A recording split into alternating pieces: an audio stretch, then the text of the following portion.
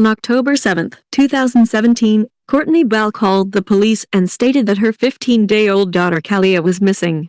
Courtney Bell lived with the baby's father, Christopher Mcnabb, who was also her first cousin, and their 2-year-old daughter in a tiny trailer park home filled with piles of clothes and filth, Indigo Ridge Mobile Home Park. Both parents were addicted to methamphetamine at the time of the 2-week-old's disappearance. On the morning of October 7th, Courtney called police to report her newborn daughter was missing. 911, what's the emergency? I just woke up. My dog woke me up on the couch. I have a 2-year-old and I have a 2-week-old. And my 2-week-old is not in her sleeper. Her passy's on the floor. She's not in her sleeper? She's not in her sleeper. She's not here. I've looked everywhere. I've looked under clothes and everything. What's your address, ma'am? Yes, lot 31. Do you think somebody took her, ma'am? My child said, my 2-year-old says she's gone. And I've looked everywhere in the house, so I don't know another possibility. What lot number are you at? 31. Okay. And you said you were sleeping, woke up, and she was gone? Yes. My 2-year-old came and woke me up. Okay. That's how I was sleeping on the couch. Okay. Caliyah! How old is she, ma'am? 2 weeks old. Okay.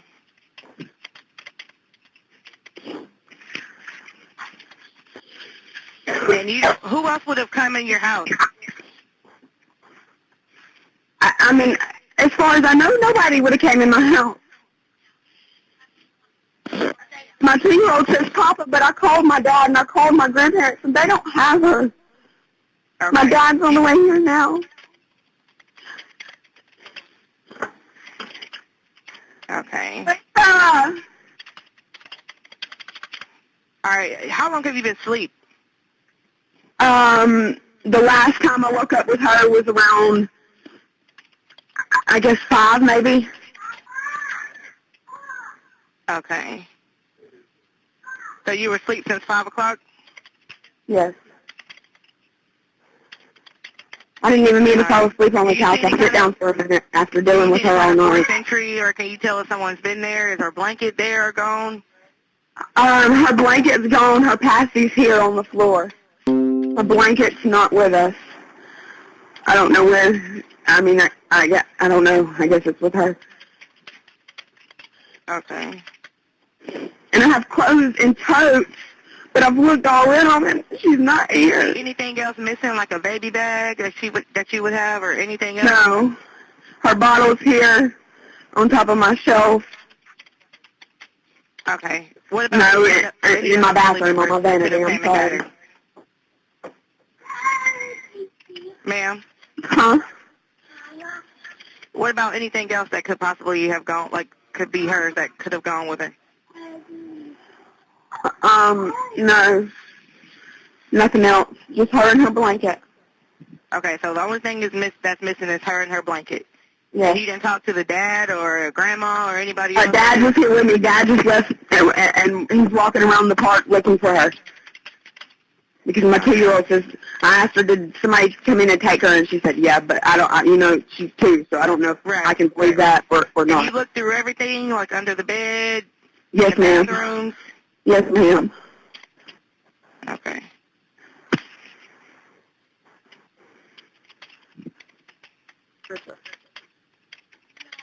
Okay. Caliyah!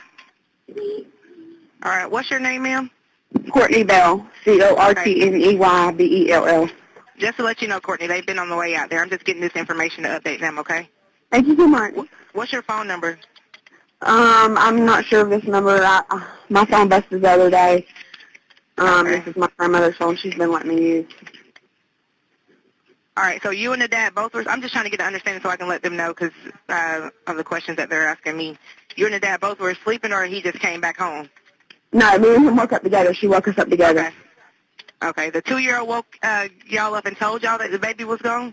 Yes. Okay. She was kind of freaked out. I mean, I don't know. because she was just standing there beside the couch in the corner. And I told her, come here, and I loved on her. And then I told my baby's dad to go check on Caliyah. And then he's talking about she's not in here. She's not in here. Okay, well, the police should be in the area now. Thank you. I'll go ahead and let you go, okay? Thanks.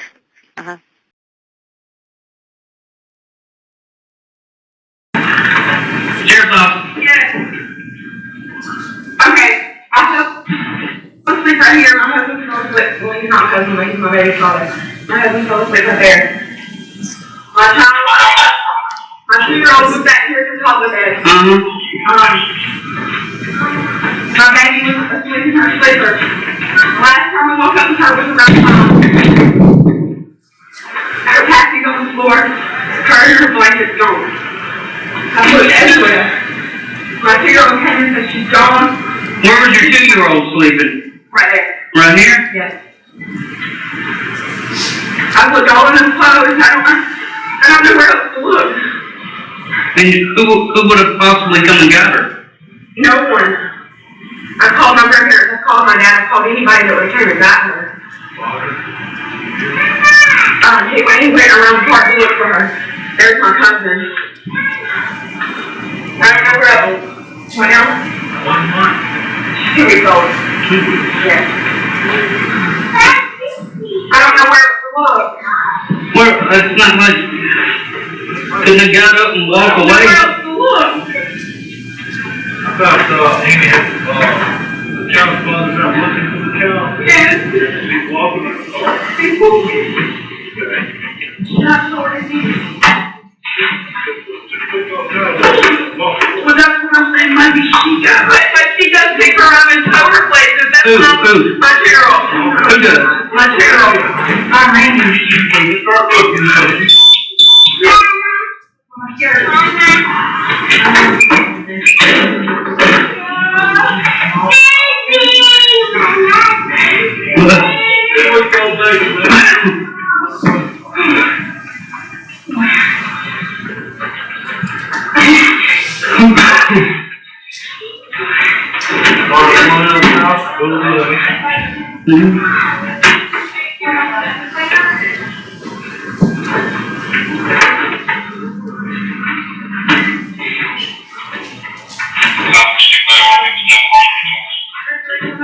We're checking the house. I've been looking for maybe 20 minutes. Portable radio issues. We're checking the house right now.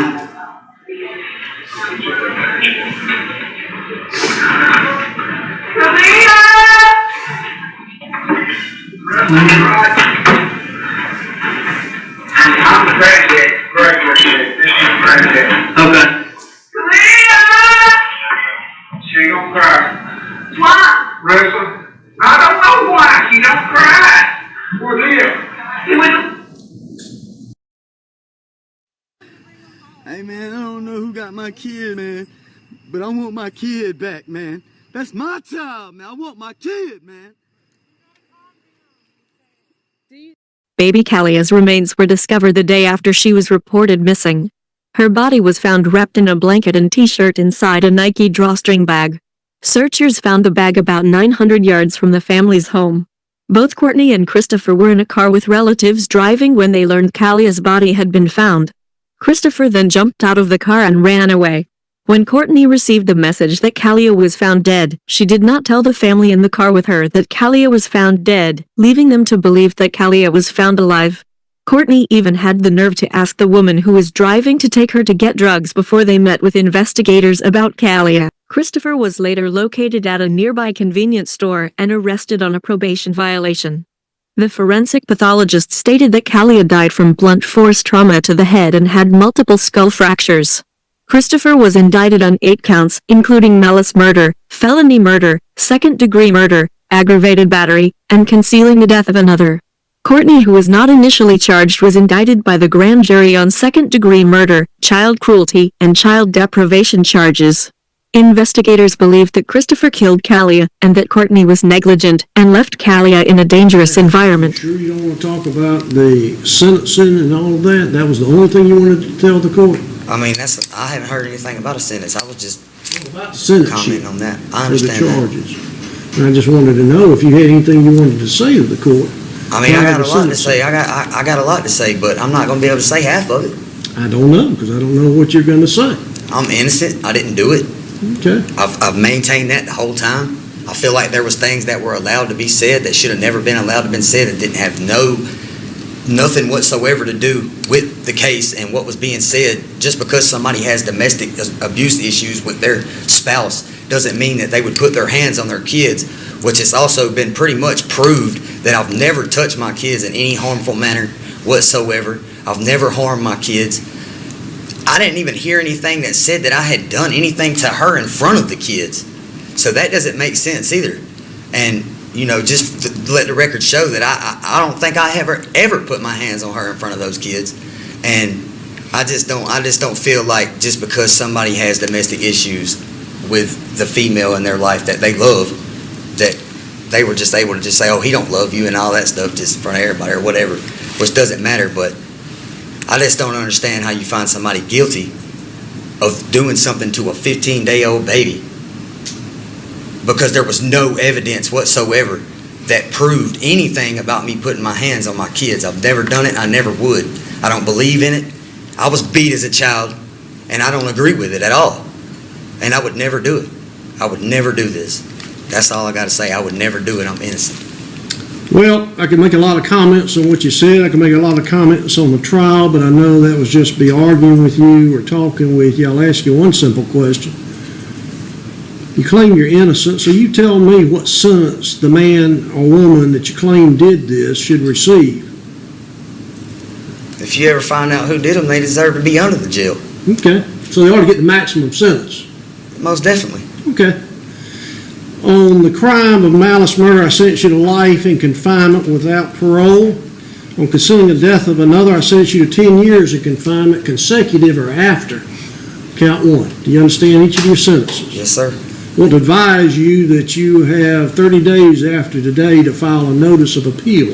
It'll be filed. On this case. I'm going to instruct Mr. Carter on behalf of you to file a motion for a new trial to make sure your rights are protected. If you wish to allege that Mr. Carter did not do an effective job, then we'll bring in another attorney to handle the appeal so that issue can be raised, and that's fine with Mr. Carter. He takes no offense. I think he did an incredible job. Well, that's fine. I'm just indicating to you that in order to claim your attorney at trial was ineffective or did not do a good job, you have to raise it at the earliest moment, which would be here. I won't be filing anything against my... So we would ask the court to take those into consideration. Thank you. Does your client wish to make any statements? I didn't do this. Stand up.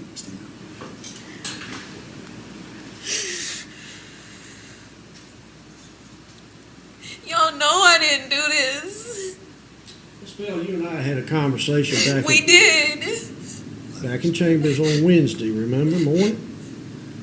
And at the time I told you there's a difference between the reality of the situation and what you think. I explained to you exactly why you were being charged with the crimes. It wasn't that you knew about the murder, it wasn't that you anticipated the murder, it wasn't that you planned the murder, any of those things. It was simply that you created an environment that caused your children to be put second and Mr. Mcnabb to be put first. As the state said in their closing, and they used the example of a rattlesnake being thrown into a room and the child being put into there. Well, your whole claim is I took him back because I wanted to have a family. In that analogy the state used, it's just kind of like saying, your child's dead from a rattlesnake bite. Why would you put it in there? And you responded, well, I just wanted her to enjoy nature, have an appreciation of the outdoors, without appreciating the danger. Now, I'm sorry, but for you to go around chasing Mcnabb, doing meth, flies in the face of what any normal mother would do. We hear stories out in society, I mean out everywhere. The mother bear They're so ferocious. Why? Because you're messing with their child. All those kind of things. And you chose methamphetamine and McNabb over a baby. It's a sickness, but I tried to be a good mama. I love my babies. The problem, Miss McNabb, is that, like most criminals, you have this version of what a good mama is that is so far from the norm that, you know, you can go anywhere in this county, talk to anybody who's watching this and say, is it a good mama who doesn't even care about her 14-year-old baby? Put them with a cousin. I've known of instances where mamas won't even let in the first couple of weeks of a child's life people around the child for fear that the child's immune system hadn't been built up and they don't want germs brought into the child. They go to that extent.